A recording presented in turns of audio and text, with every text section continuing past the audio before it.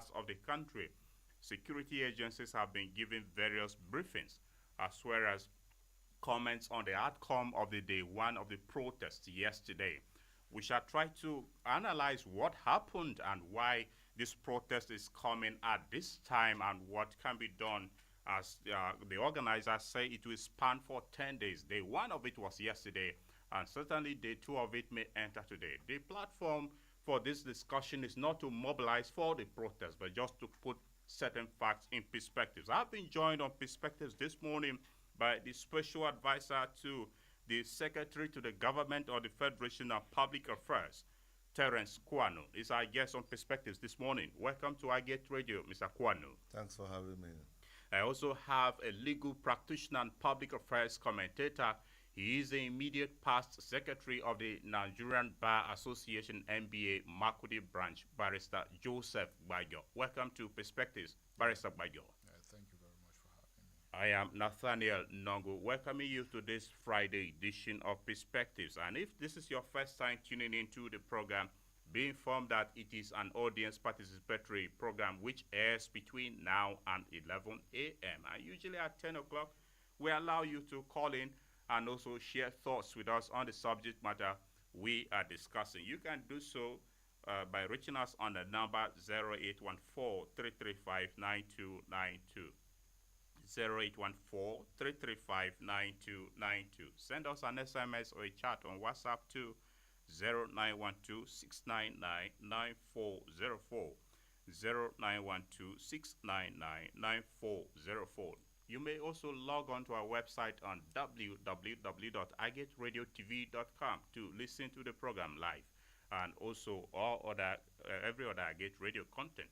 You may download our app on Google Play Store. That's the Agate Radio and TV app on Google Play Store to listen to Agate Radio always. We are available also on social media platforms on Facebook, YouTube, Instagram, and X, formerly Twitter. All these platforms were there to serve you.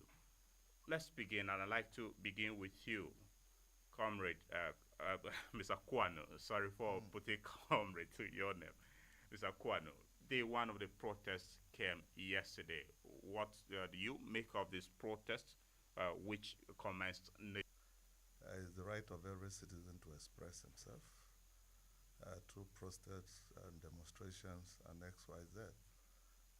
But when this notice was given to government, the government sat up immediately and was able to address most of the concerns that were raised in the alerts given to it that they want to protest. And initially, people come out to protest to get attention of government, and for the government of Bolaji Ahmed Tinubu, GCFR, he went quickly and started putting stakeholders together, started putting his team together, so that most of the issues that were raised were going to be addressed. And if you notice, in the last 2 weeks, power has been able to stabilize in this country. And so the reforms that came into the power sector wasn't just about subcharging Nigerians, but about improving power in this country. And even the people that were on the other bands, B, C, and D, their power has greatly improved because we intended to reform the power sector because it wasn't about just subcharging the Nigerians, but about making sure that they have access to power. And without power, there can be no development in any nation. And so the president has done that very well.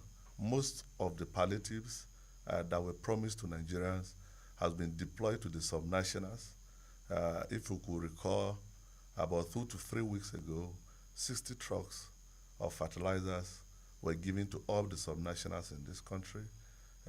Grains were distributed in this country, and we were able to also assist states, some 50 billion, some 30, some 20 billion in each state of the federation, so that the subnationals will be able to reach out palliatives at the grassroots. So all these efforts were made Nigerians.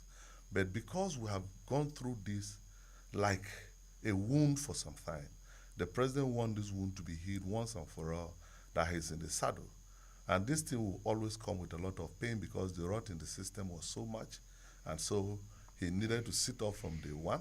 And if we could recall, all the presidential aspirants, the three front runners, all promised to implement these policies that this government is running. Everybody promised to remove fuel subsidy. And we know how much that we've been able to save from the fuel subsidies and XYZ. And now, why we were doing all this was because we know from our history, if you want to move forward as a nation, you will not be able to put your history behind. And as we speak today, we have not recovered from the NSAS protest because most times the conveners of these protests find it very difficult to manage when the protests are hijacked, and even when you want to use the law for them to take responsibility for the damages that are caused, most people see these things as being victimized. So as a government, we have been able to give every attention to the request of these protesters. We have been able to give them the attention they require, and that is why we were calling on Nigerians not to come out and protest. And that is why on this note, I need to commend the people of Benue State for honoring the president of this country, for not coming out to protest, for honoring their son, the Secretary to Government of the Federation, and for listening to their governor not to come out and protest, because those states that insisted to go out, about 5 states in this country today are on a 24-hour curfew because those protests were hijacked just like we preempted. It's okay. We will go into the issues the protesters are calling for. But for now, Barrister Bajo, you have seen the history of protests in this country. This recent one, which is tagged "End Bad Governance and Hunger in the Country," which commenced day one of it yesterday. Yes. Generally, what do you make of it coming at this time in the life of this current administration? Well, I have a mixed feeling about the protest generally. Not that the organizers or the proponents of the protest are wrong in their own right, but the way and manner the protest is being mobilized. And I'm glad that you referred your question to a historical perspective, which is right. Well, like my co-guest said, it is the constitutional right of everybody to protest in this country, and Section 40 of the Constitution is expressed on that. At the regional level, the African Charter on Human and People's Rights, particularly Article 11, has also given every citizen the right to assemble and protest peacefully. So it is their constitutional right to do so. But however, in doing so, there must be defined agenda, there must be defined structures towards the protest in terms of mobilizing, in terms of who are the leaders. And so if you look at the history of protest in this country, and the one that strikes most, if we look at it from 1929, when the Eastern women, known as the Aba Riot women, protested, they had a course of action, and their course of action was economic hardship and overtaxation. So we roll over to 1946, to 1947, and down 1948, when we had the Abeokuta women riot under the leadership of Fumilayo Ransom Kuti, who mobilized the women against, again, on obnoxious tax systems.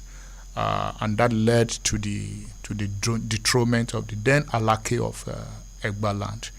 Okay, so it continues in that trajectory. And in 1978, of course, we know about the Alimos Go, the Shagun Okewo saga and all of that, where 50 kobo was added as an increment, and the National Association of Nigerian Students protested. Again, they were protesting against increment in education and the welfare of students and all of that. Of course, the 1992 NSAS protests, which was the first protest against the SARS. And most significantly, the one that kind of relates to what we are saying today was the 1989 Structural Adjustment Program protest. So down to 2020 when we had the NSAS.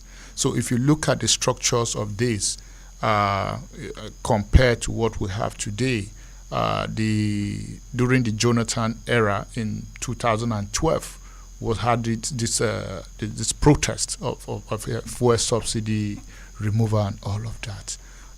Again, which was tagged Occupy Nigeria. Yeah, Occupy Nigeria. So you see that the structures, the various structures, the trade unions, Nigerian Labour Union Congress, National Union, all the unions were in one voice. And some political parties too also participated. Individual civil society organizations were all mobilized, So there was a defined structure. There were people who came out to say, yes, we own up to this, and this is the reason why we're doing this, So that is what we expect to see in this kind of protests. And not until 2 days to the protest when a list of the protesters, the organizers of the protesters, were rolled out and all of that. So it goes to say that, this is not properly structured, or perhaps could it be some of disgruntled or dissenting political minds, or could it be some form of persons who just want to be to register the name of persons and all of that. So that's why I said this particular protest to me came with a kind of a mixed feelings, because I expected a structure, because in every protest the leader must come out to address the people. It has always been like that. Address the people to say, yes, this is why we are doing this, and this is what we intend to achieve, and this is how we intend to conduct ourselves. So, but we have seen the way the whole thing has turned out.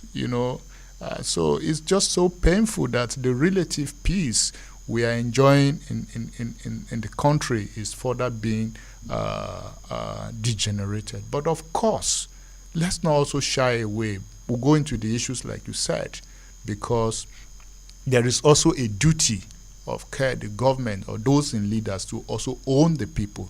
So I expected those in leadership not to be reactionary on the notice of the to the notice of the protest, but rather they ought to have been proactive even before the protest notice came. So that is what is expected of them.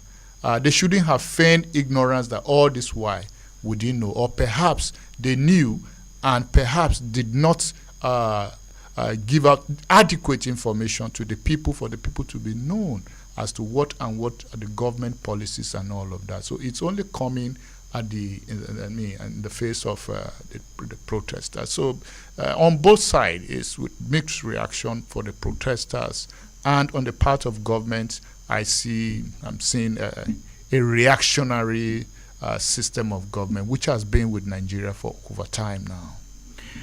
Okay, Mr. Kwanu, from the name, this protest is codenamed #End Bad Governance and Hunger. Is there bad governance and hunger in the country at the moment? Yeah, thank you very much. There's no bad governance in the country at the moment, but yes, people are hungry in this country, and the government is aware, and that is why the government has been up and doing to make sure that within this second quarter, if we look at the agricultural projection, it has grown very steadily because at the first quarter, we had a very downturn in the agricultural subsector, and so the government was able to build in a lot of dams in the first quarter that are yielding results, so that even in the dry areas of this country, they were able to go into farming. A lot of fund incentives has been released by government, and for a very long time in this country, fertilizer was released from the federal government to farmers free of charge, with no charge to farmers, so that we are going to have a bountiful harvest in this country. And grains from all our reserves has been released to the subnationals right from February. And as a government ourselves, we noticed that most of the things we were releasing to the subnationals had issues getting to the grassroots. And that is why the federal government on its own took responsibility and directed the Attorney General to be able to get autonomy for the local government, so that most times in reaching the subnationals, the government should be able to reach the local governments directly, so that these things can be able to get up to our kindreds, because the subnationals are having issues reaching the grassroots from our observations, and that was why we initiated that, and the nation reached out to the subnationals. And a proposal has also been sent to the National Assembly for the federal government to have its liaison offices at the states, because we receive a lot of petitions and complaints that most of the things that are getting to the subnationals, because when they get to the subnationals, the structures are actually most times frustrating to get to the grassroots, where the president have sent an act that so that most things that are getting to the states will pass through his own appointees that are based in the states to reach out to the subnationals. So yes, we knew that there was somewhere in the country, and we made tremendous efforts to be able to curb that, and we're happy that the trajectory that we are heading to in a very short time, those things will go. And also there was these observations of sabotage from citizens themselves, because a few months ago, our women were even finding it very difficult to even get basic things for them to be able to cook, like tomatoes, like pepper and the rest. But you can observe that we have that now in abundance, but what are the citizens doing? If you come to Benue, you feel that the thing is extremely cheap. But by the time you go to places like Abuja, Kano, Kaduna, citizens are still exploiting themselves, even though they are getting these things at cheap. It is to be patriotic. And if we are not patriotic to each other, these things, this pain are going to come back to us. And so we urge all citizens to be patriotic. And like the issue of fuel, we knew that at a point, fuel became extremely expensive, and Nigerians were finding it very, very difficult to move. And that is why the federal government has imported CMG buses. The federal government is building CMG plants around the countries. The federal government has imported, and about 74,000 kits have arrived the country, so that Nigerians that are willing to convert their vehicles to CMGs will be converted free of charge. These centers are going to be 2 in each state of the federation, and the private sector has also been encouraged to go into, will be safe for us. As of Monday, the statistics that came was that Nigerians in December, all public servants will be conveyed to their offices in CMG buses. By first quarter of next year, we expect that most Nigerians that have volunteered to convert their vehicles to CMG, we should be able to achieve that. And so these are the making tremendous efforts to be able to curb these challenges, and not just in the interim. Most of the issues being addressed by the president and his administration is to end these things once and for all, so that we can consolidate on them and move forward. Okay, Barrister Agbajo, you listen to your co-panelist on the program. Yeah. He distanced the government from bad governance, but admitted there is hunger in the land. You are a civil society person as well. Help us understand the nexus of all of this. Well, I can only say that my co-guest he probated, and at the same time he reprobated, because if I understand clearly, it's a bad governance, and let's look at it from the legal lens, because Section 14 of the Constitution says what? The paramount duty of government is what? Guaranteeing lives and security and the welfare of the people. And if you look at Chapter 2 of the Constitution, it's clearly defined that the fundamental objective and direct principles of state policies as it relates to quality education, good health, promoting socio-cultural well-being, harnessing economic resources of the country, and bringing about social development, making environment safe, and all of that, which he tried to justify what the government is doing or has been doing. But those policies, can we really say that the fundamental objective and direct principles of state policies that will guarantee the full enjoyment of life and security in this country is really, really guaranteed or implemented by government to the latter? Are we shying away from the fact that our educational system is still backward and there is high rate of brain drain in the country?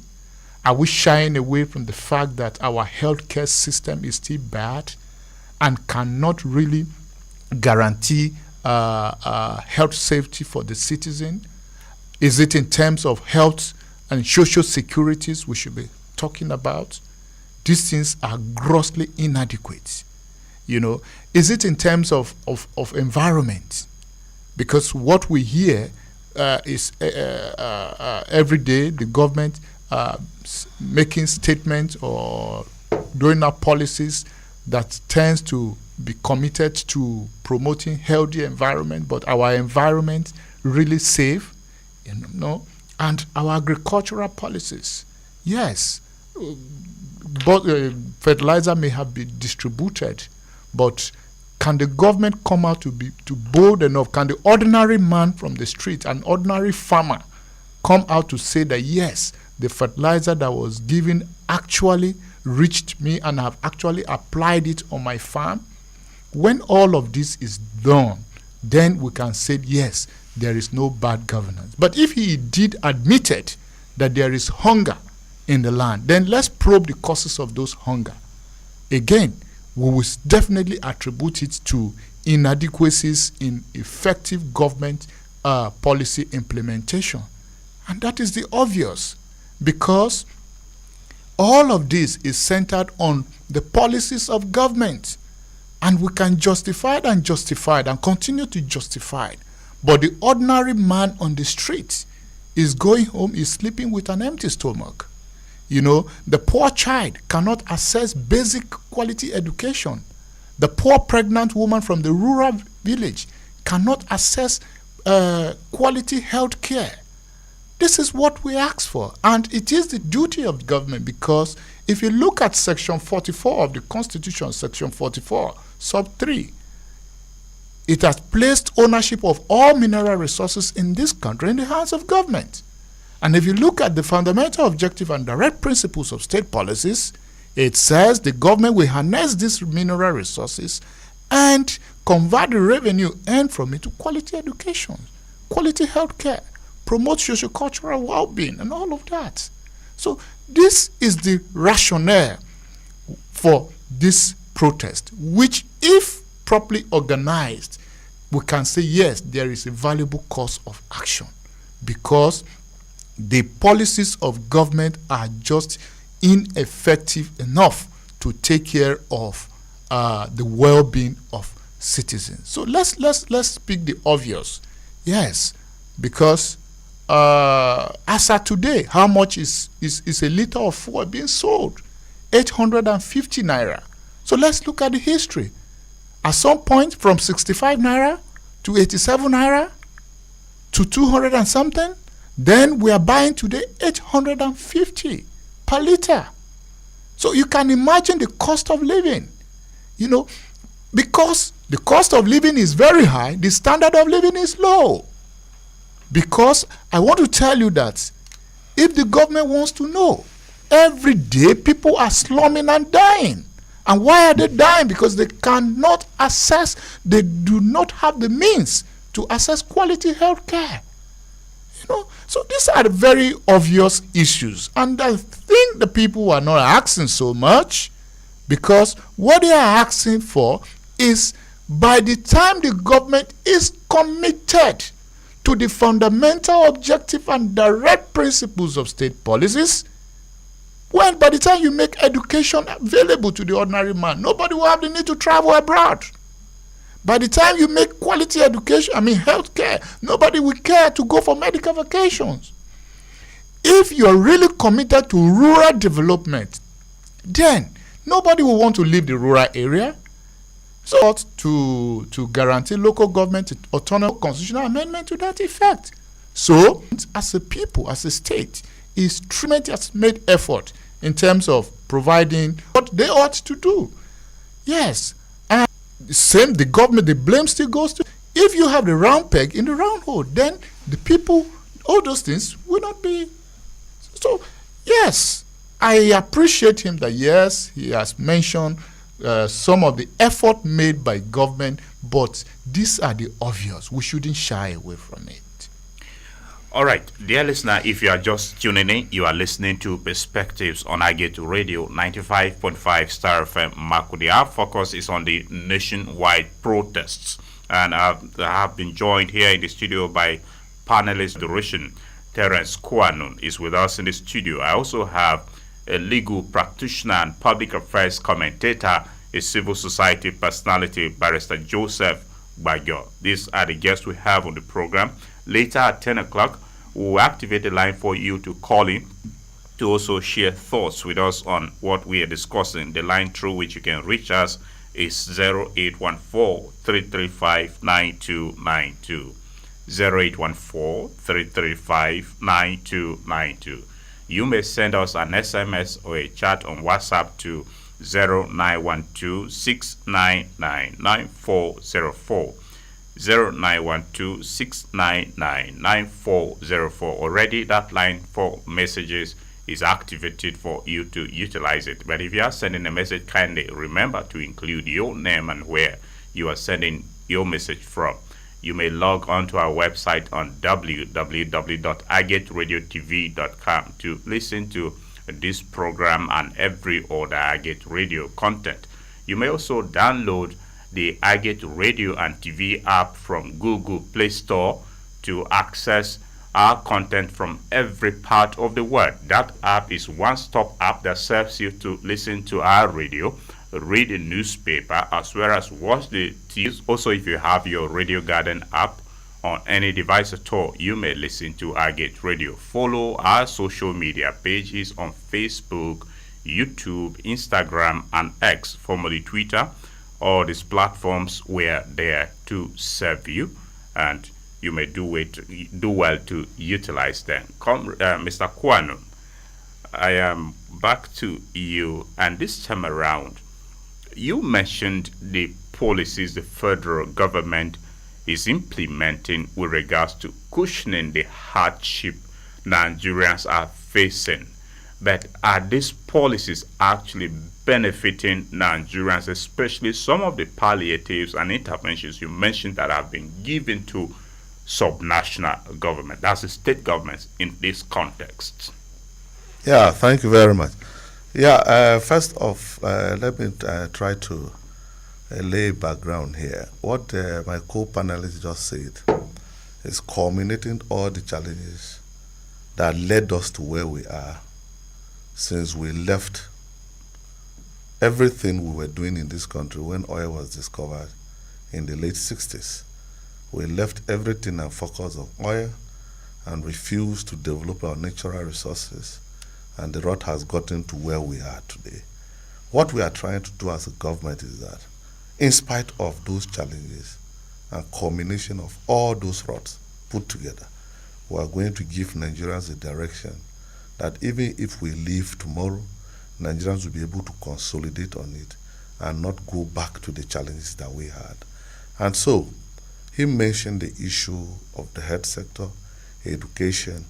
I just want to highlight briefly on the things that we have done within the health sector since we took over, because as we speak through this country, to become comprehensive secondary services to provide, and so in the healthcare sector, we have our government is done with 4 years. We should be able to upgrade up to 600, and that is the target. And by the time we take the primary health services to the grassroots at that level, I think we'll be able to cushion a lot of issues, because most of the on the issue of rural roads, because it is nationals can be able to hit it to address challenges of infrastructure, most times federal polytechnics.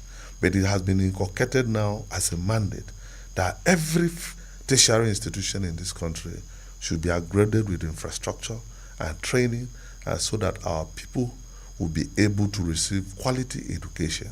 And if we look at the way the federal government is negotiating with the ASU, you know that what they want to have on ground is quality research and quality education to our students in this country. And we are going to expand most of the federal institutions, because what the president wants is that all federal institutions that are in our state should have campuses in the senatorial districts, so that to also cushion the effect of people moving from long distances to go to school. We want more the campuses of the federal tertiary institutions to be at the senatorial districts, and the vice chancellors should be heading those campuses. These are some of the reforms that we are bringing into the health sector, the education. A lot of money has been pumped into these sectors so that all these problems will be able to be resolved. And so the president is just, and then he's just 1 year in office, and then he has put in all these reforms that he has come to make. Nigerians have been rotten to the depth over 30 to 40 years because of everybody knows what we've passed through. But this is a reformer, somebody that believes that every rotten system, he can be able to reform it and give it into perspective. Even our youths, there are a lot of programs that have been, most people have started receiving their monies. The student loan has been activated. And then the president has brought a wonderful initiative of even developing our artisans. 3 technical institutions have been given $220 million so that they can be able to train and assist about 500,000 artisans in this country, so that the empowerment given to them at the end of those trainings, they can be able to set up and then start reintegrating other people into the training, so that by the time we are done with 4 years, we know that millions of artisans. So many programs have been rolled out, and if you know, the manufacturers in the agri sector has been given express approval to be collecting their loans at 9%, which has never happened in this country before. So many things are being rolled out to cushion this effect.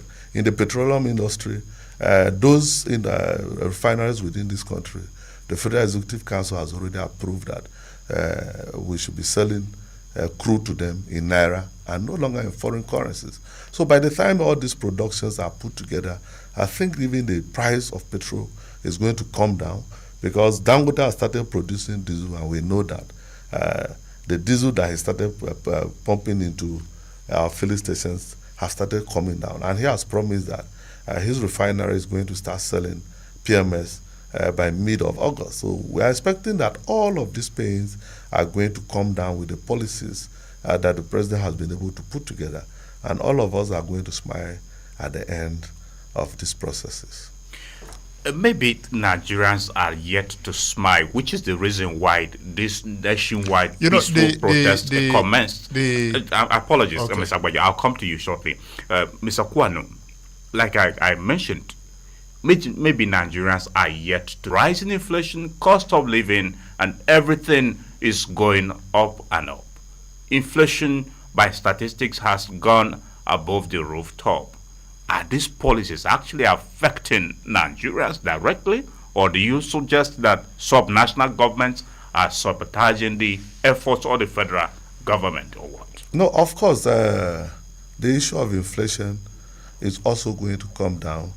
When we wanted to reform the financial sector, there was a lot of sabotage with the Bureau de Change people, and so the government moved and was able to reform that section of Bureau de Change.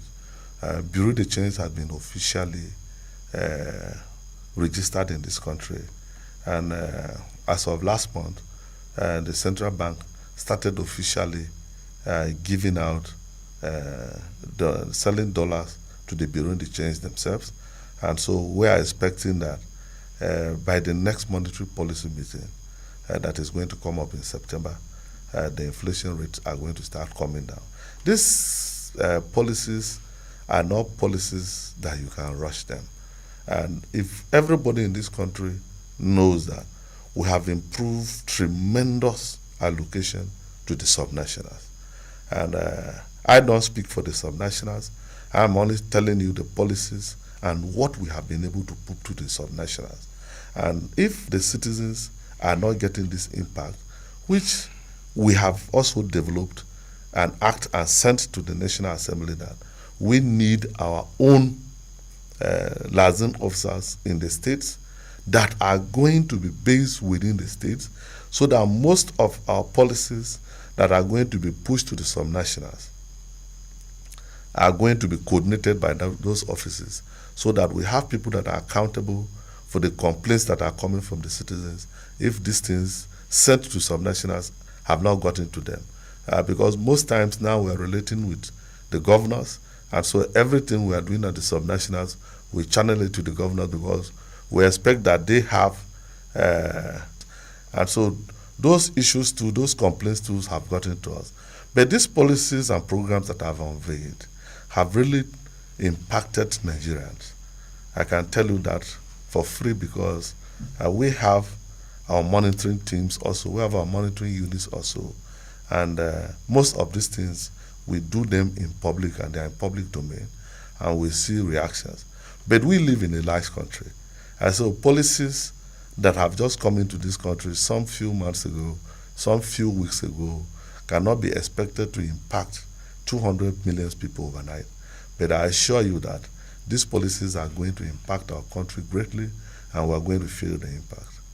Okay, Barrister Gbejo, you were itching to react to some of the concerns raised by some of the issues and the policies which your co-panelists on the program said the federal government has rolled out to cushion hardship that Nigerians are facing, thereby giving an impression that there's no desirability for protest at this time.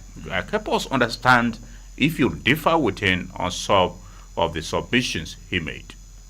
Well, there is something we call in law reps issa loquitur. It's a Latin maxim that says the fact speaks for themselves. And when you are doing something, you don't need a soothsayer to tell anybody that, yes, this person is doing this. And we're really feeling the impact of these things. Okay, so he's just telling us that all the policies of government, this is the policy of the fuel subsidy remover. Is it the impact we should talk about? Then I will tell him and tell you that, yes, the impact is much to the ordinary man. The impact is harsh on the ordinary man. Because if the fuel subsidy was removed and the government said, yeah, we'll remove fuel subsidy, but we have brought in palliatives, then you will ask, it leads me to question. So why didn't the government put in place those steps, why didn't the government took those steps before removing the fuel subsidy, so that there will be a balance of, there would be an understanding from the part of the people that, look, before the government did this was the engagement the government had with us. And this and this and these are the things they have put in place. Like I earlier said, it's always reactionary.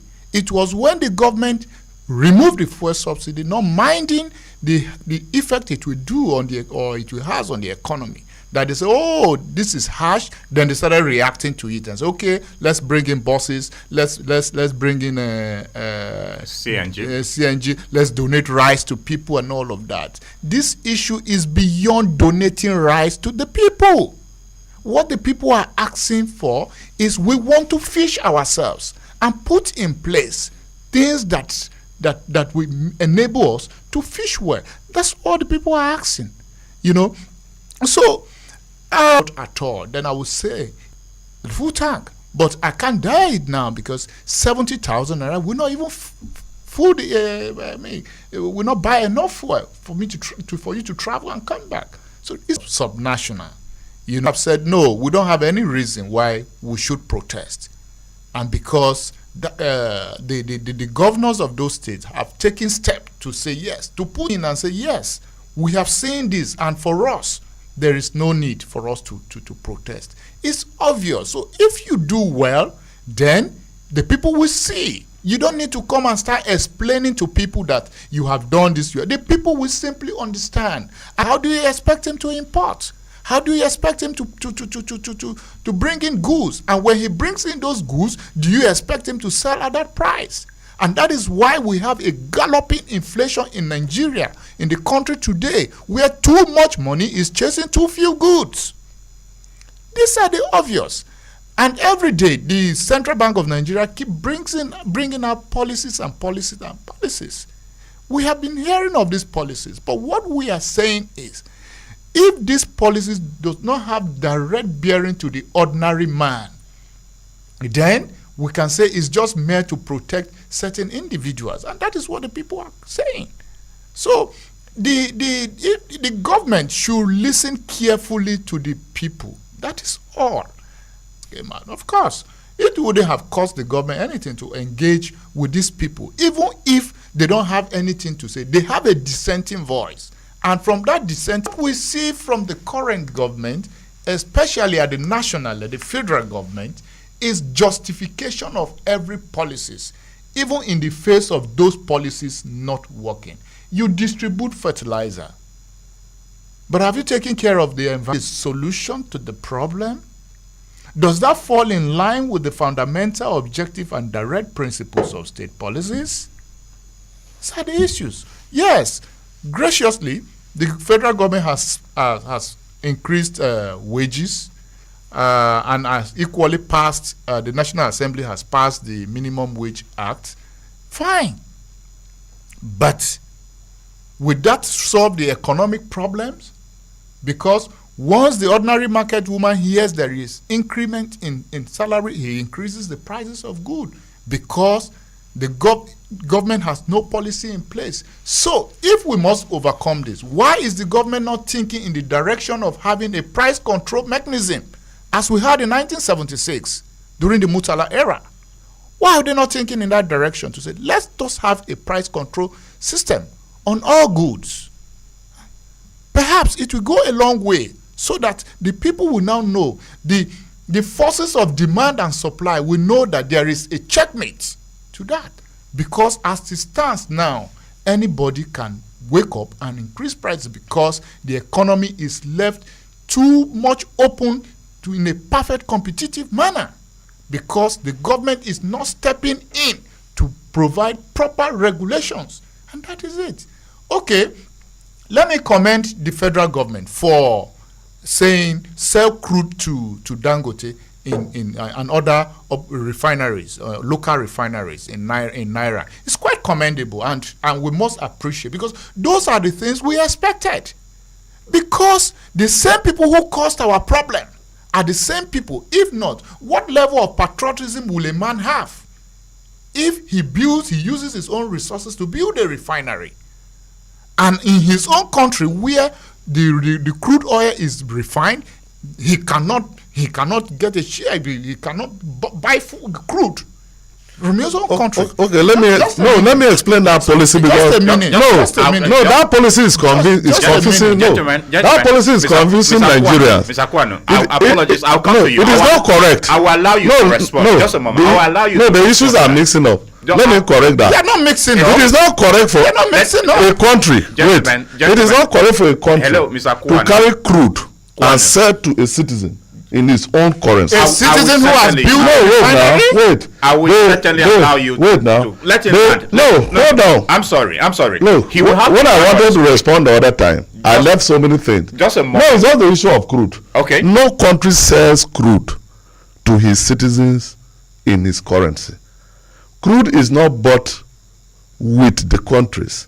It's bought with OPEC and the international market. Very well. Wait, hold on. No. And you don't wake up, wait now. I will allow No, I want Nigerians to know the impact of the concessions make for these refineries. And you don't wake up and go and buy crude, just like I want to buy a phone and walk into a shop.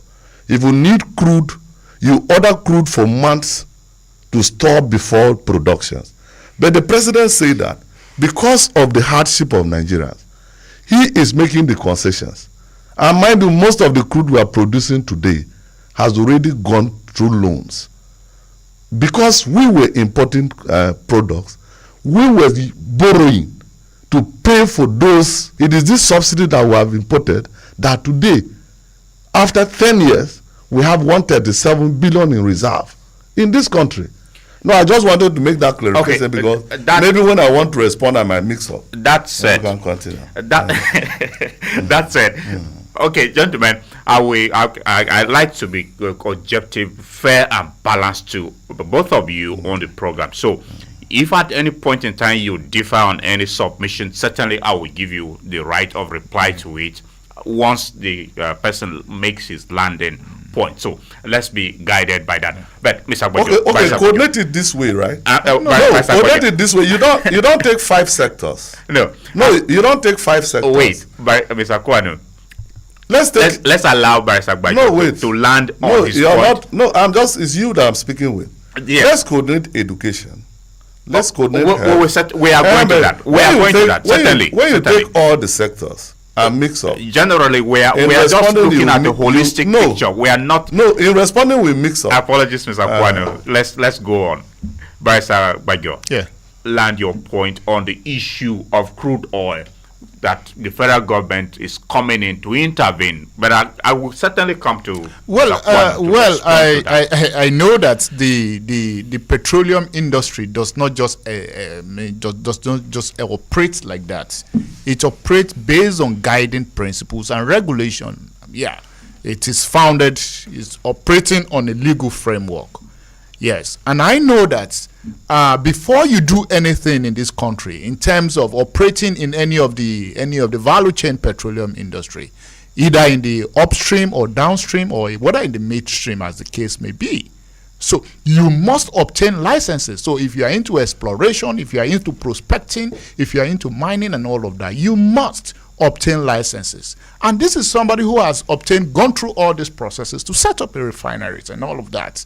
So why do you now tell me or tell any Nigerians that, okay, because he has gone through all of this process, he cannot operate in any of the petroleum value chain? It simply is not correct. It could be that maybe some certain interests have overbeared over his, and that's why. But thank God that the president has shifted ground on that, because for the first time in this country, we have a refinery that somebody who has taken up that challenge and has also thrown that challenge to the government that, well, we shouldn't be importing fuel.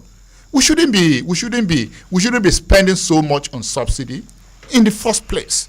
But if this person has done this, why don't you give him a level playing ground? And that's what we are asking, because if this will bring down the price of PMS, then it's worth any sacrifice of a country. All right.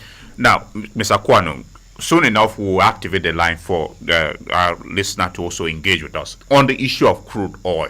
Between the intervention the federal government is making with regards to directing that crude oil be sold to Dangote and other refineries in Naira, how would that affect the general, bring a control on the pricing regime of petrol in the country, which is part of the hardship Nigerians are crying out for? Well, because we've removed subsidy, and so it is not the business of government to import fuel and come and sell to Nigerians. So ours is to be able to make sure that our economy is a productive economy. Because what we inherited, part of the demands part of the demands of the protesters is it's not about the price. The price is not us to control. What we're supposed to do is that we made an economy that is not productive.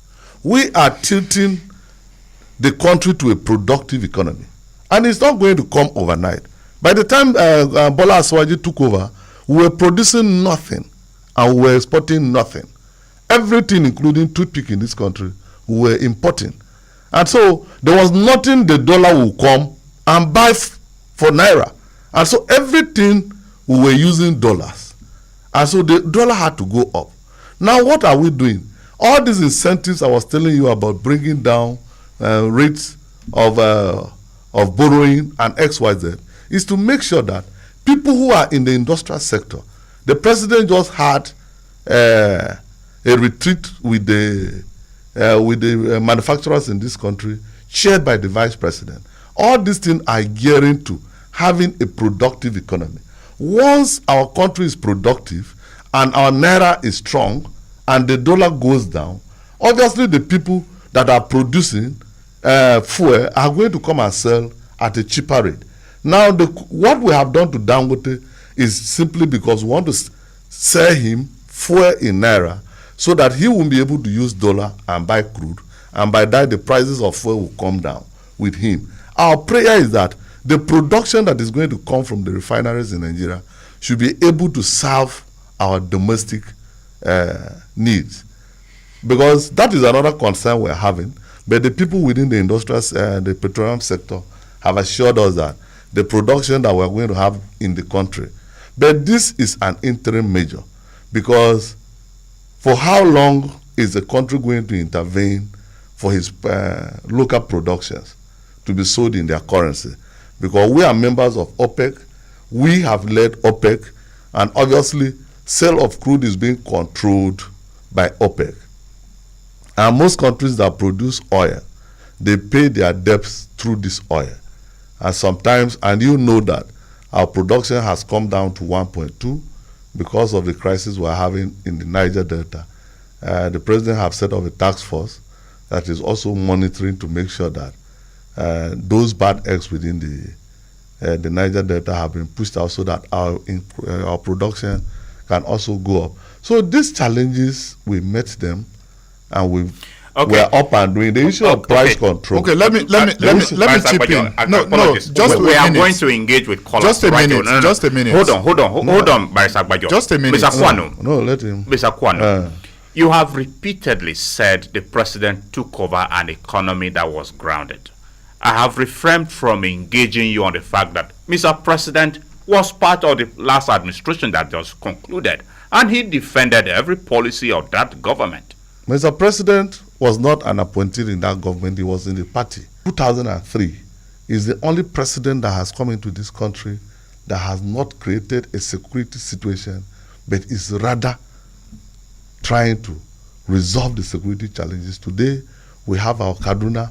By the time Mr. President took over, 9 roads in this country, especially in the northern part of this country, were not passable. Today, every road in this country is motorable. Abuja, Kaduna, Kachia roads, Biriningwari, and the rest. People are passing there. Yet we have security challenges, but they are going to be resolved. But Buhari brought bandits, Fulani Hills. No, I'm trying to. He raised a security challenge. No. Anyway, he raised a security challenge gentlemen, no, relax now. Gentlemen, he raised a security challenge. I just needed you to clarify. It's not about name calling. It's not about blanking. No, we are not calling names. So sorry, Barrister, apologies. I will not. Maybe I'll just make one point. After we must have engaged with callers. Just this point. No. After we must have engaged with callers. So even on the issue of security, that is the efforts that we've been making. All right. We have been able to stabilize security in most part of this country.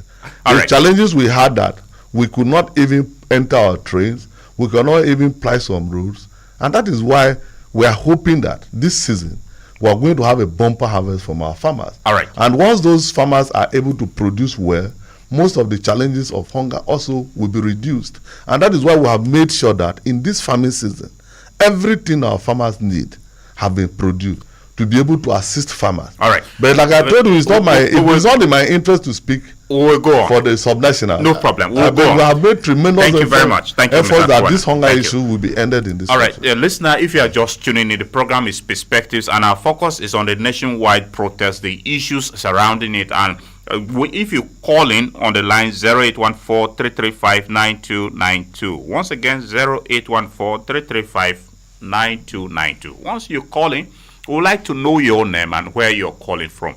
Please stay on the issues. No name calling. We are not providing this platform to mobilize for the protest in any way. We are only discussing issues surrounding it and the issues Nigerians are peacefully agitating for. So if you veer off the track of our discussion, apologies, I will have to cut you off, and that will be it. Hello, good morning. Hello, good morning, sir. Welcome to Perspectives. Thank you very much. This is Engineer Augustine Eke. Augustine Eke, where are you reaching us from? I'm calling from Makurdi North Bank. All right. Okay, I really thank you for this topic that is coming at this very point in time. But I want to tell us something here that, like, we have not really touched it where the issue is really coming from. We're really talking about the executive, what the executive did, what the executive just did. But the issue we are having here right now is issue of currency management. This is the first time our currency is being devalued for more than 200, 300% at a time. Mr. Kabeso, the CBN governor, has shown that he is out of sync with things that is happening within this country. As a result of that, he has shown that he is not qualified to manage our currency. It is this currency management that is causing the desperation that we are having right now. The government is concerned to the point of giving people indomie, giving people this, giving people that. Nobody sends you for all those for the Christmas. The important thing is that removing the subsidy is okay. After removing the subsidy, there is no need for any currency devaluation. The currency devaluation shows that the person who is handling currency management does not know what he's doing, and as a result, he should be removed. The CBN governor, Cardoso, should be removed. That's what I'm saying. Thank you very much. Okay, wait, that is not part of our discussion to call for the removal of anybody. It's not the mind. I'm not talking about the mind of Agate Radio, but I'm talking as a fellow Nigerian. Thank you, Bosineke. Thank you. We are not, like I mentioned, if you call, stay on the issues. That you raised issues concerning devaluation of Naira was enough, and not to call for the removal of anybody. That is not what the program is about. So please, if you connect with us, stay on the issues. Once again, please. Good morning. Hello. Good morning. Oh, lost connection with our caller. Good morning and welcome to Perspectives. Hello, good morning. Morning to you.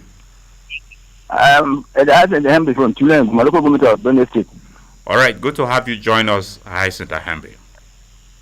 You are talking about the devaluation of Naira in our country and elsewhere. I think that's the topic. We are it's part of it. We are discussing the issues surrounding the nationwide protests. Our focus is on. All right. No, I'm actually on the line now. Okay. Protest that was done. First and foremost, I have to appreciate the Benue youth who did not join the protest, because Benue State has been an enemy. So I actually appreciate the way and manner they behave civilized. So they should keep it up. And there's no need to protest when there is no right channel to be protested. You protest when you get the genuine factors that you protest. You not just protest because there's a way to protest. So when you protest and the outcome on may not be on the safe side, or you'll say to do. Thank you, Hyacinth Ahambe. We appreciate you for calling in. Benue youth, we appreciate it. Not youth only, Benue people. Okay, hello, good morning. Okay, good morning and welcome to Perspectives. Hello, good morning, sir. Welcome to the program. Should I say it's Nathaniel Nongwazi? Yes, you are listening. You are speaking to Agate Radio. All right. Thank you very much, sir. My name is Hamble Philip. I'm calling from Agate. Okay, Hambe Philip, good to have you join us on Perspectives. Okay, sir. I want to greet the guests in the studio. Yeah, thank you. First and foremost, I want to say that... Hambe, could you speak up? Okay, first and foremost, I want to say that Nigeria is a very beautiful country. So, whatever we are going to do is for us to keep Nigeria intact.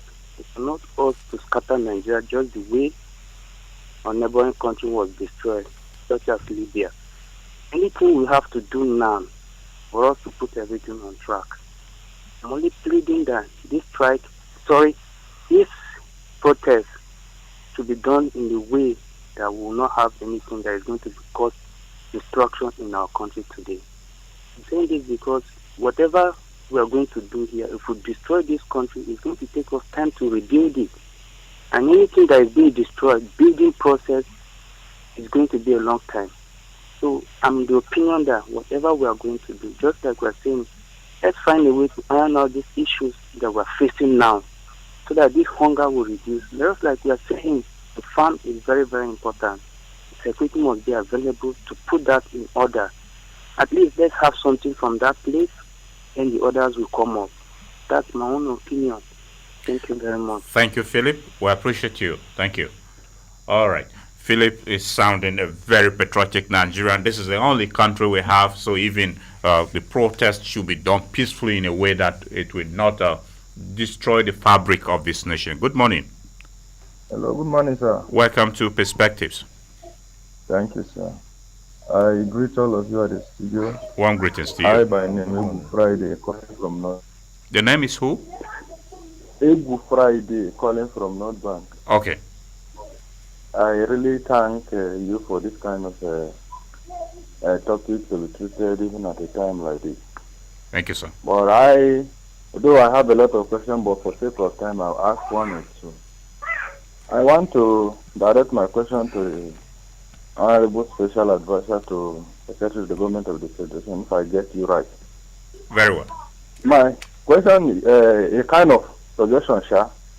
I want him to know that, in short, I want the government of Nigeria to know that the economy of the nation of the world is controlled by transport. Hello, Friday. I said the economy of the world is controlled by transportation, and what that mean by that? When you go to farm, you will pay transport and do other things. When coming back with the produce, you also pay money to transport it and everything, and all these things borders on cost of fuel or diesel, as case may be.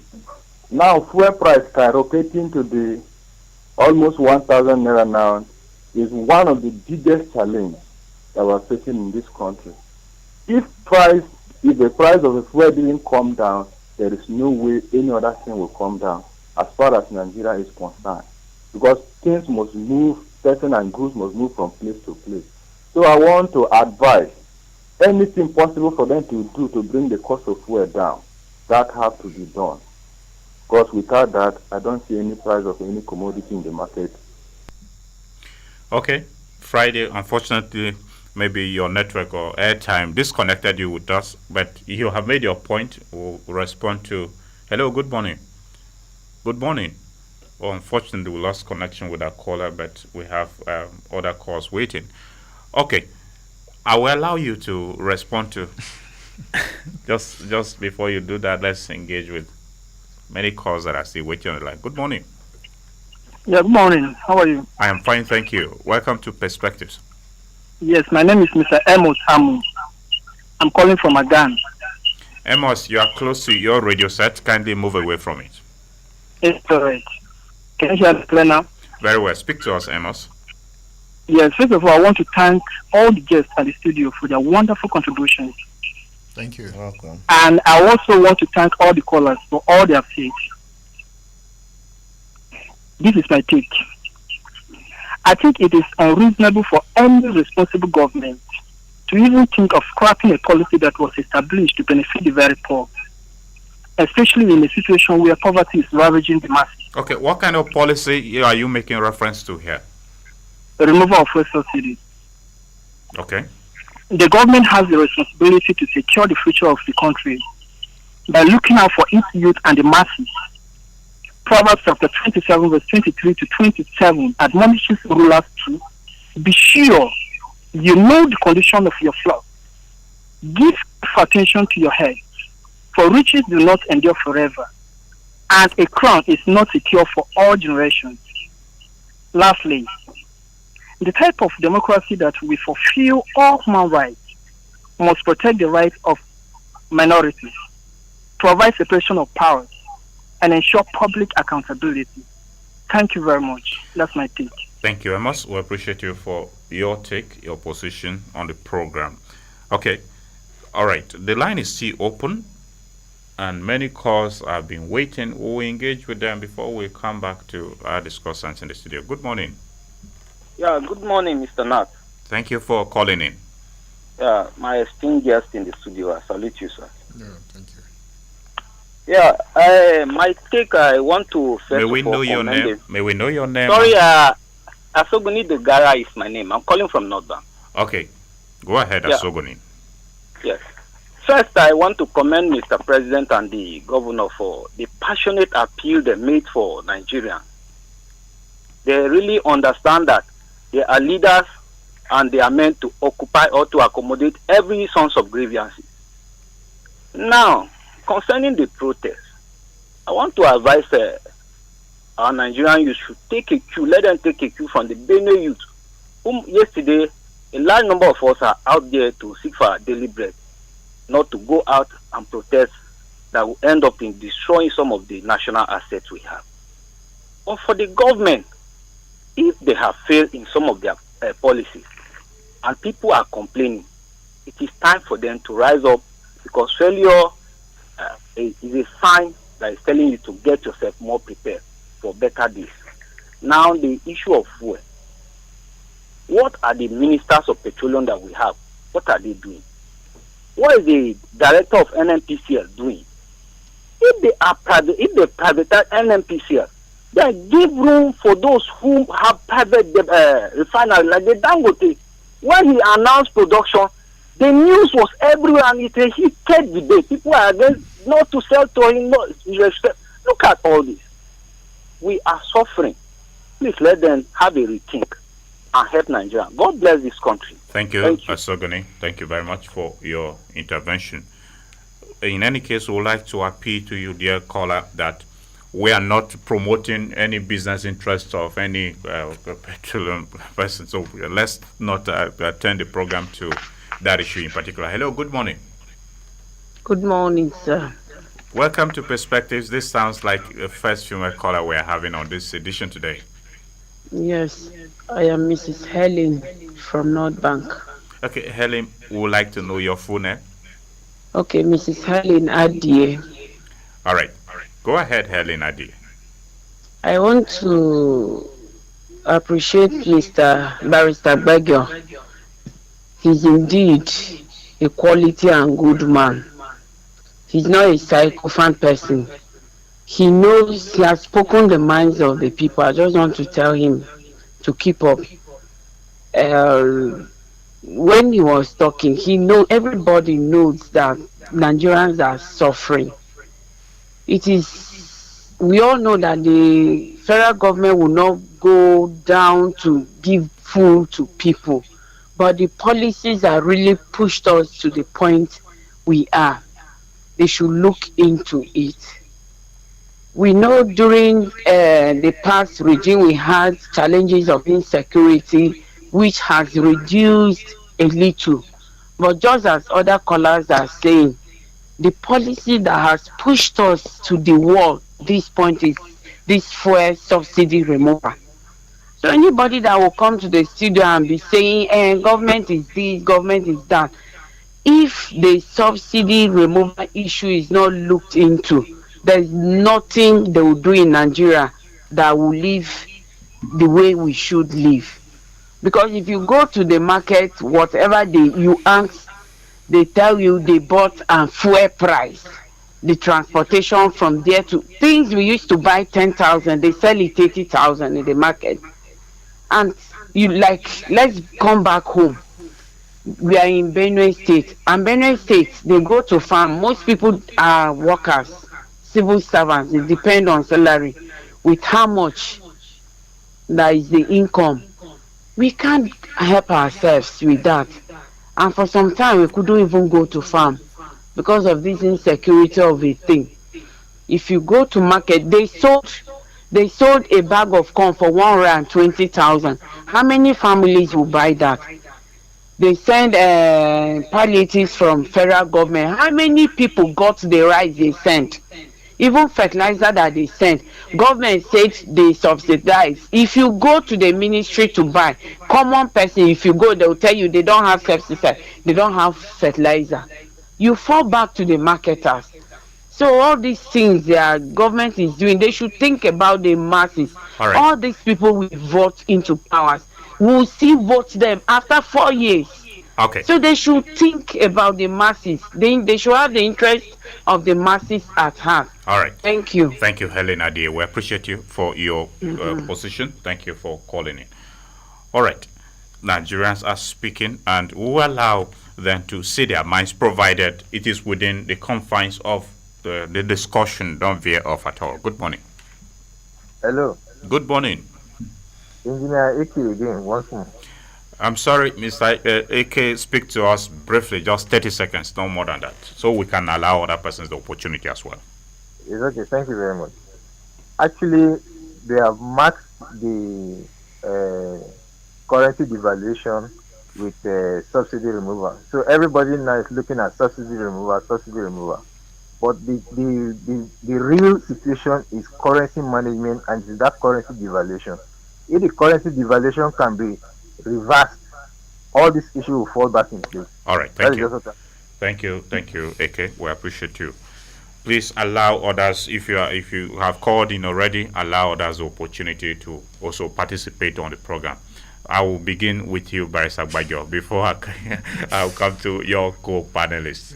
You have listened to the reactions of Nigerians, and in all of these, one thing that is coming up again and again is a hardship, and people are tying it to the issue of fuel subsidy removal. It's part of what the peaceful protest nationwide, the organizers seem to have agitated for. Do you see that there is any possibility of the government restoring the fuel subsidy?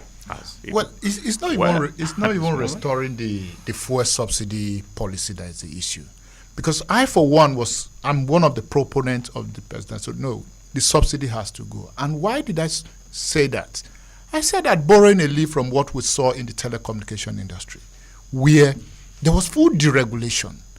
And when the revolution in the telecommunication industry started, you buy a Nokia 3310 then for almost 90 or 100,000.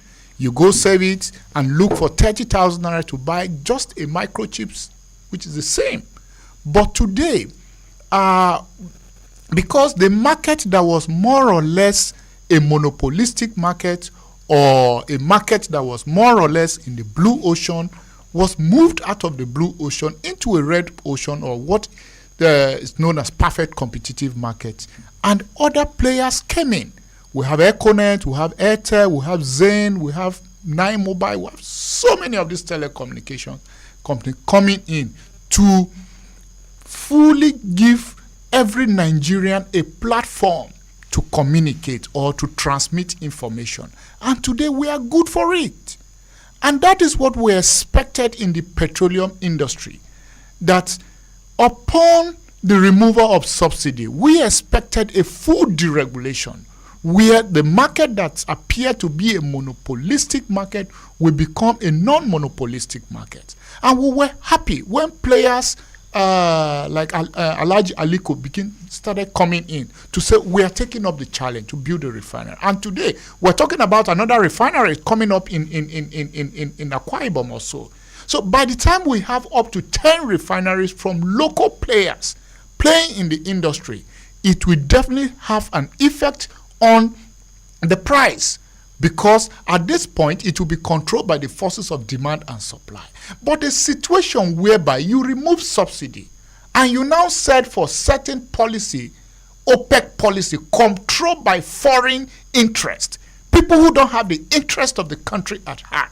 Because if I tell you, you now said, okay, you are selling fuel to multinational, or you are selling your crude to multinationals, and you say you will not sell your crude to the locals. Where then is the content management in what you are doing? Because in 2010, the National Assembly passed the Nigerian Content Management Act to say, yes, certain indigenous persons must also be allowed to play in this industry. So it's very simple. So that's what we expected. So now that the government is saying, okay, sell crude to local investors in the industry, it's a fine policy.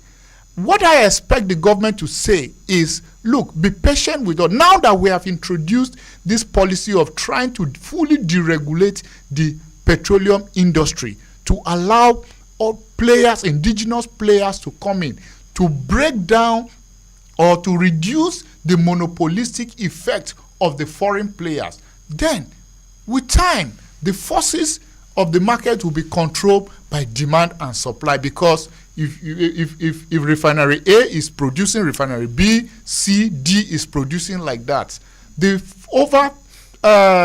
daily consumption capacity will be met, and certainly the price will go down, because players will be so many in the industry. That's what we expect. But a situation whereby you now you introduce the subsidy policy, yet you allow the multinationals to take over your economy, the Chevrons, the Totals, the Shell Beep, and all of them. All right. So it's I have people waiting on the line. Let me engage with them. I'll come back to you, Mr. Kwano. Good morning. Good morning. Welcome to Perspectives. Yeah, thank you. My name is Yoshio Sunday. I'm calling from Atukunya, Emma for Yande Boko local government area. Okay, Yoshande, welcome. Yeah, thank you. I'm very glad for this opportunity given me for this program, because about yesterday program, yesterday. Hello, Yoshande. You know, I'm very happy for what happened yesterday, because we Nigerians, especially Benue, we are not children and we are a moderated youth. We didn't have to be doing all such kind of a thing. But about the protest, to my own thinking, if it been yesterday, people react about it, should have been good. And also, they didn't do it, but it's also good, because that can cause more harm for our things that our state do for us in order to benefit it in future as a youth. Me, I'm pleading to the government. The government. Hello. Hello. Yes, you are on. Try to conclude your thoughts. Okay. The government have to help us, because there is some moderated people who are the hierarchies of the government. After we choose them to represent us there, let them know that we also. Thank you very much for calling in. The line is still open, 0814-335-9292. A few more calls, and then we engage with 292. A few more calls, and then we engage with this call and here in the studio. Hello, good morning. Hello. Unfortunately, we lost connection with the caller. Mr. Kwano, is the government considering to revert to the issue of restoring the fuel subsidies so that Nigerians can feel better, because they are crying? The fangs of hardship is as a result of that. You have listened to the callers. I think the best thing that has happened to Nigerians is removal of that subsidy, because we got into this country where, because we were subsidizing fuel in the last administration. Apologies, let me interrupt you briefly don't. Before you expand your thoughts. I'll come back to you. I'm so sorry. Have a call. No, if you disturb me, I will not be able to land. Hello. If you disturb me, I won't be able to. Good morning. Just a moment. I'll come back to you shortly. Hello. Good morning. Good morning. Welcome to Perspectives. Good morning, everybody. Yeah. Thank you. Please go on. We are listening to you. From Yema, Okeke Alphonsus. Okay. Okay, Yes, Alphonsus, your radio set is too close to you, so if you may move away or turn down its volume so we can hear you better. How is it now? Yes, speak. We can hear you. Please, I'm saying this thing. I'm the witness. I work in Depot for Makodi here. Then, if our government didn't go back to revise this subsidy, like now we are almost 5,000 people working there. I have 5 people working under me, but now they are doing nothing. 2 have died. It's me and the other people. Please, government know that if you enter something like fuel, there is nothing we can do again. When they give AGO, kerosene, something, we not talk, but fuel, you enter fuel, is problem. Please let him, both the English way you are speaking there, let him, government go back. Because if they are entering market and see what is happening, even though you pay labor 1 million, carry them go market, everything will go up. If you give household 1 bag every day, it's not the answer. Fuel is the answer. Go for Makodi here now. You don't reach 1,000 a liter, 900 a liter. Somebody was saying, it's go now is 1,900. The other woman has said it all. That is the problem. Let government go back. All right. Thank you, Alfonso. If we don't want us to die finish. All right. Thank you. Thank you very much. Mr. Kwano, I'm so sorry. The callers, the person listening to us is an important stakeholder on this program, same as you, the discussant. And funny enough, the reaction or the same concerns raised by Okeke is still tied to the issue which you were about to speak to us on. Begin your thoughts. Help us understand if the government is thinking of reverting to fuel subsidy so that Nigerians can feel better as they are crying. No, we're not reversing the subsidy because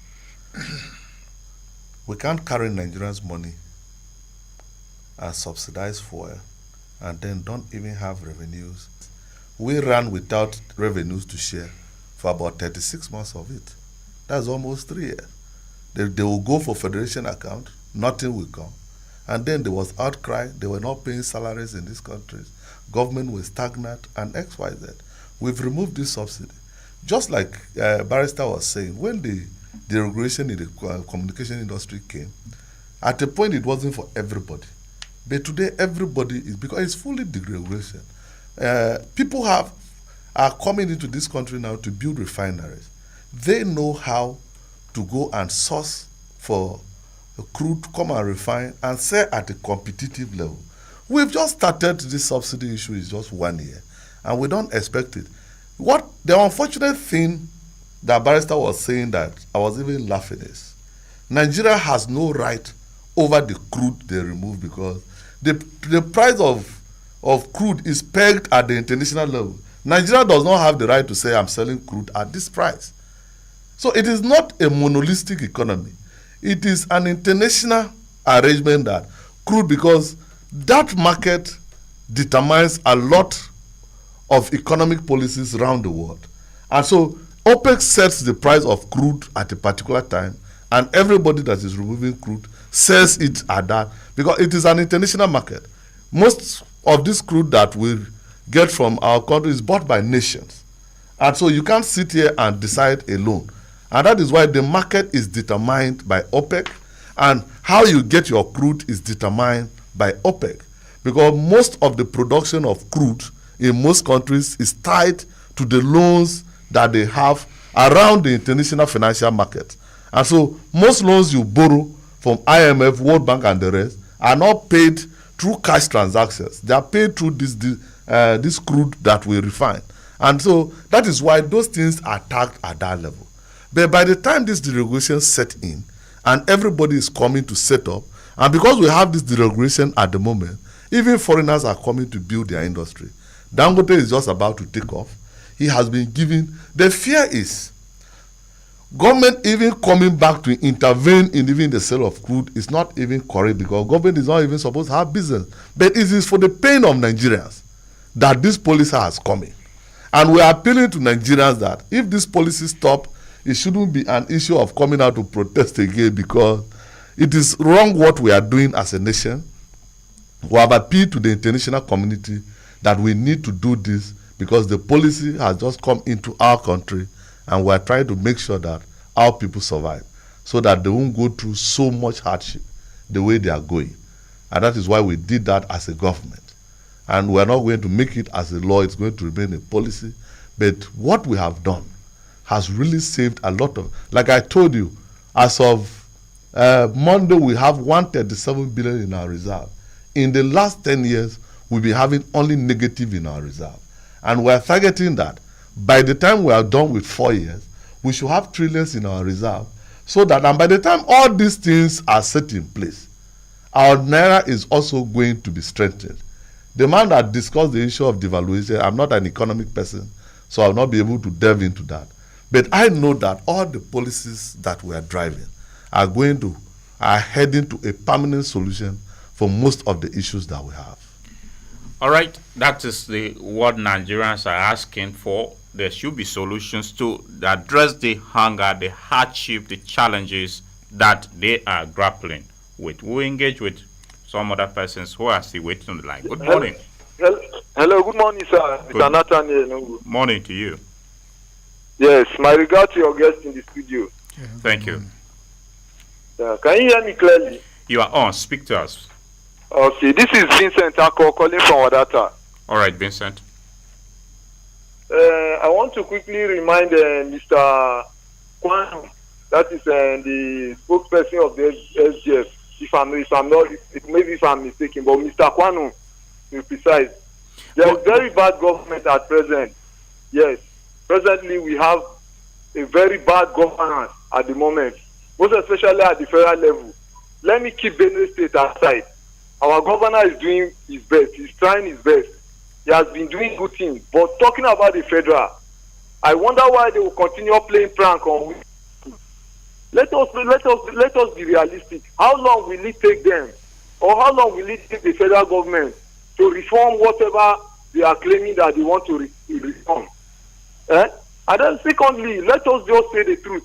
We shouldn't just be praising our greedy paymasters simply because we are benefiting from them. The truth of the matter is that Vincent, the federal government are not doing Vincent, speak with civility. I'm very sorry. I'm very sorry about that, sir. Apology for that, sir. Please accept my humble apology. Thank you. Please conclude your thoughts.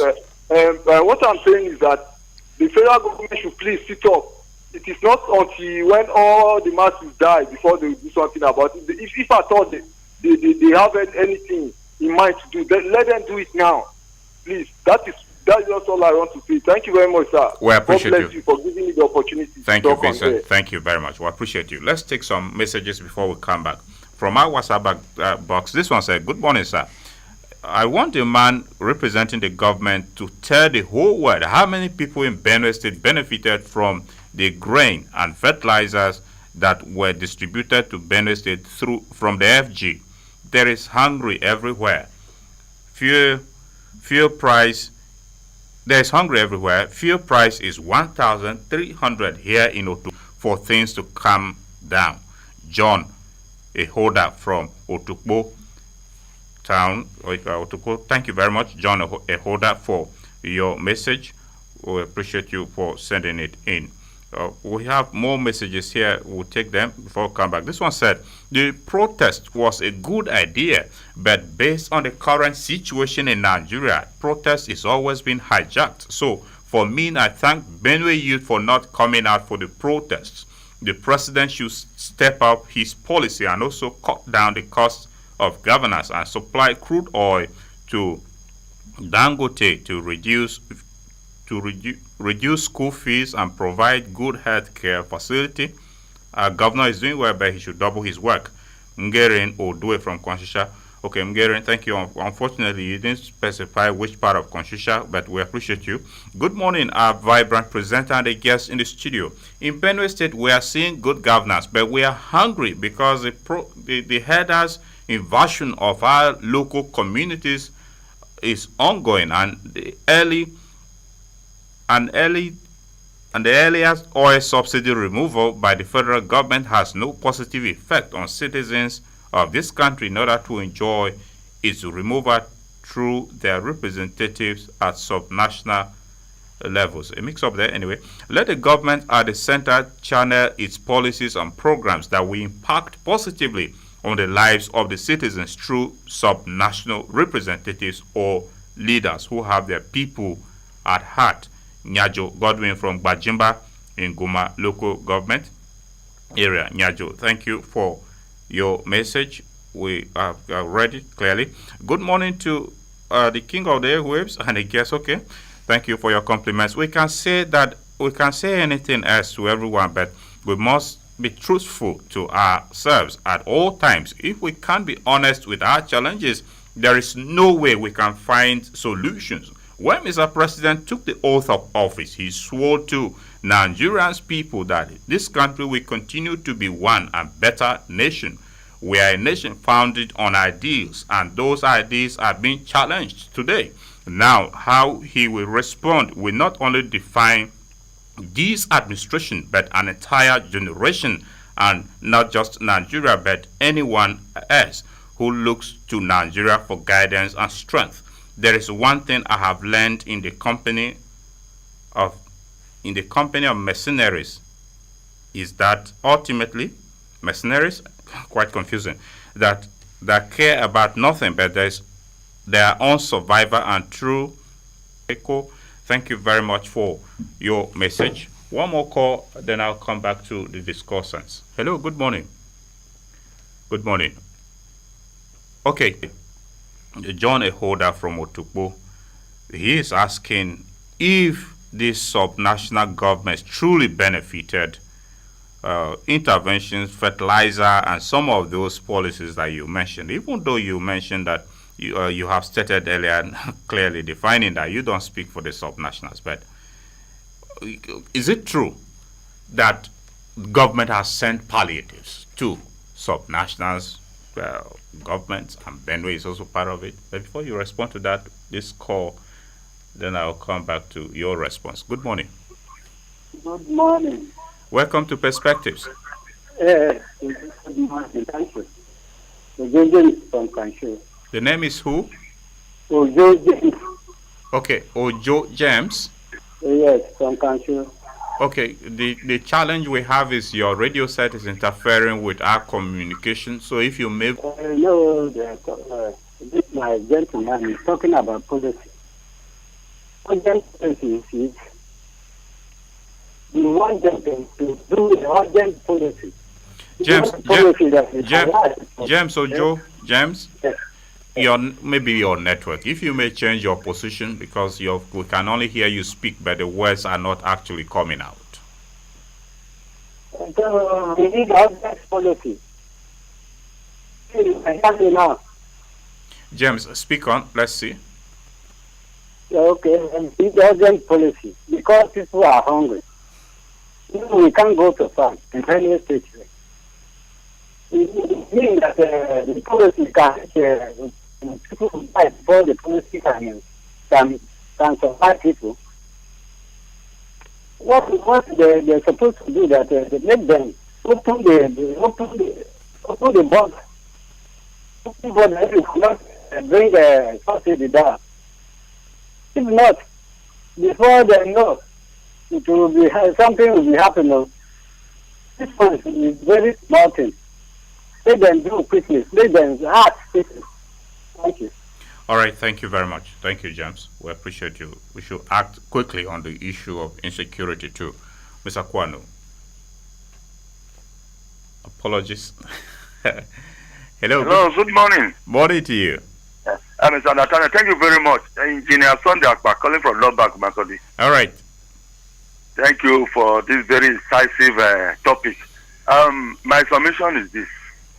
I've lived in this country for a while now. I will not support bringing back a subsidy. And my reasons are this. When we were subsidizing, it was said that a few people were just cornering the wealth of this country, that fuel was not actually being supplied and the body was being paid. Secondly, we were using Nigerian money to subsidize this fuel and they were cutting it to the neighboring countries. In other words, that money was being used to take care of other neighboring countries like Niger, Cameroon, and the rest. Then thirdly, even during the fuel subsidy, we were buying fuel sometime under 1,000 per liter because the fuel was not always there and black marketers would sell at exorbitant prices because it was not always there. So I believe that there is no gain without pain. It's a temporary moment. Let's just be patient and see what will happen. Maybe the generation take full course. Let's see what will happen. People are talking hunger. In life, there are challenges of life. Oh, seriously, if there's no pressure, there can't be movement. All right. Let us be patient so that we see what will happen. I believe that Nigeria will overcome at the end of the day. Thank you very much. All right, thank you. Thank you very much, Sunday Akbar. Let us be patient, Nigerians. I'm not the one saying so, it's Sunday Akbar. Mr. Kwano, the interventions coming from federal government to sub-national governments. What is the state of it, especially as it concerns Benue? Have we helped us understand what is happening? Yeah, for the last 1 year, 2 months, we've been sending palliative to all states of the Federation. All states of the Federation in terms of grants, in terms of grains, fertilizers, farm inputs. Every state has benefited from this. And so, but we don't determine how these things are sold. But like from the office of the Secretary to Government of the Federation, as a person, was also able to assist farmers in his own way through the assembly members. The assembly members were able to get fertilizers and take it to their constituencies. And so we felt that they were fair in the distribution. And so I don't speak for Subnational, so I didn't know how they distributed those things. I don't know the channels they were using, but we expected that what we have done should be able to cushion the effect of the pains people are crying. But how sustainable? No, what we are moving, because we know that in the long run, this is going to be one policy that the president's name will be written in gold, because the regulation will fully take place and fuel will be sold. It will be the choice of people to buy fuel where they desire. Just like today you choose to use MTN because of its network, Airtel because of their rates and XYZ. So we are coming to a time in this country where I buy fuel where I feel either the quality, the price, and XYZ, because refineries are springing up. Brought in CMG buses. We have brought in CMG converting kits. There are CMG plants built all over the country, both by government and the private sector. How about the average Nigerian that does not have a vehicle to convert to CNG? And these CMG buses that you have referred to, is Benue in the loop of it? You say this... No, let me explain. Yes. I am speaking for the federal government. It is the federal government does not run the subnationals. They have their allocation. This allocation we share in this country, we have our percent. They have their percentages. The local government have their percentages. What we have done is that the CMG stations and the CMG conversion kits are going to be sent. I told you that the CMG conversion kits are going to be sent to the states, the subnationals. We are going to donate it to the states because we want the conversion of these vehicles to be free of charge for Nigerians. And so once those stations are ready, it is the decision of the subnationals to queue in and get their own public transport. We have provided public transport that is enough to take all federal workers from Lagos and Abuja to work. We have introduced metro lines within the cities of Lagos and Abuja to be able to take people to work. And so this, that if you are implementing these policies and you have challenges, let me know so that we will know the intervention we can be able to give to you to be able to achieve that. That is what we are doing at the center. Okay. We are going to be wrapping up in a few minutes because our time is fast ticking away. I will take a few more calls before coming back to you, gentlemen. Hello, good morning. Hello. Good morning, sir. Morning to you. Welcome to Perspectives. You are the last caller, so we'll give you just 1 minute. Thank you. My name is Ibrahim Akura, visual person from Bakumba local government. All right, Ibrahim, good to have you. Thank you. My take on this topic, fuel subsidy has gone, and it has gone forever, for our own good. What I want to say here is that the federal government really execute its policy, government policy, in terms of fixing what is right, like our refinery. Let them fix it quickly and convert that CNG buses that the federal government is talking about in a speedy manner so that people will benefit from it. Otherwise, no, they are talking of telecommunication here. Our economy focus on fuel, not communication. That's such an example. To me, it is not where taken. All right. Thank you, Gaiman. Thank you. Well, I appreciate you. I told you it's going to be 1 minute. You have gone beyond that. That's the last call we will take on the show. Barrister Baigo. Yes. You're concluding parts of the country, it turned violent. The organizers promoted it as a peaceful protest. You know, a few days it is moving from the concept of union, build violence or create violence at times. But advocacy rather brings about change. You know, so when you begin to use, excuse me, when you begin to use hashtag like take it back, revolution now, this and that and all of that, it triggers a consciousness of violence, you know. And nobody, okay, look at what has happened in those few states. People looting other people's property. Is that the country we want to back? Is that the kind of image we want to create for ourselves as a nation? When we can conveniently sit in a round table. I know that protests are inevitable, and it is the constitutional right of people to protest, you know. So, but where there is a gap, you know, we can sit and dialogue, and that is what I expect the federal government to have done in the first place, and not to be a kind of developing some form of resistant posture to the protester and all of that. The organizers of the protesters, when they make themselves known, the government can elsewhere sit with them and say, look, what are the concerns? What areas have we done well? What area are we not doing well? So a self-appraiser, an honest self-appraiser on the part of government to say, yes, an acknowledgement of fault that we have not done well in this area, but give us time to improve. It's acceptable. All right. Yeah, just a minute. Yes. And back home. Not a minute, 30 seconds. Back home here in Benue, the people not coming out to protest is not born out of compulsion, but out of a willingness to show understanding to somebody making effort. And that's how it should be. And not to justify what is obvious. It's obvious people are hungry. It's obvious people are suffering. It's obvious the cost of living in this country is very high. It's obvious the standard of living is very high. It's obvious the education, the healthcare system, that the social welfare is high. And the government to addressing the hardship Nigerians are protesting against and bad governance and hardship. Well, thank you very much.